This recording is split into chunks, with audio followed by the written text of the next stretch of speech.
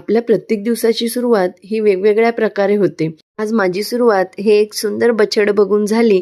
त्यानंतर सार्थला शाळेत जायचं होतं म्हणून पटकन कांदा टोमॅटो बारीक करून मटकीच्या भाजीचा प्लॅन केला. मग पीठ मळून हे सर्व जेवढे घरात मसाले होते तेवढे कांदा टोमॅटो छान फ्राय झाल्यानंतर त्यात टाकून घेतले.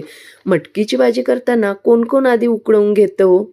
सार्थला आज टिफिनमध्ये मटकीची भाजी, पोळी, काकडी, गाजर आणि शंकरपाळे दिले. फोटो काढणे, रील काढणे हे प्रत्येकाला वाटतं सोपं काम आहे, पण तुम्ही बघू शकता एक फोटोशूट केल्यानंतर घरात इतका पसारा होतो की ते आवरायला 2 दिवस जातो. काही लोकांना असं वाटतं की ह्यांच्या घरात काय फक्त 3 लोक आहेत, ही काय नुसती टाइमपास करते, मोबाईल बघते, पण तसं नसतं हो. ज्याला करावं लागतं त्यालाच माहिती.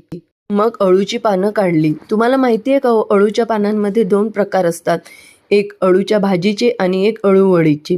ते कसे ओळखायचे ते आज मी तुम्हाला सांगणार. अळू वड्यांची जी पानं असतात की नाही त्यांच्या दांड्या लाल असतात आणि त्या हार्ट शेपच्या मधून पासून जॉईंट असतात. आणि भाजीचे जे पानं असतात त्यांच्या दांड्या ग्रीन असतात आणि जो दांडा असतो तो मधून असतो पानाच्या. कधी कधी अळू वड्यांनी घसा खवखवतो, पण ती अळूच्या भाजीची पानं असल्यामुळे ते असं होत असतं. ही जी आज व्हिडिओमध्ये तुम्ही पानं बघत आहात ती अळूच्या वड्यांची आहे.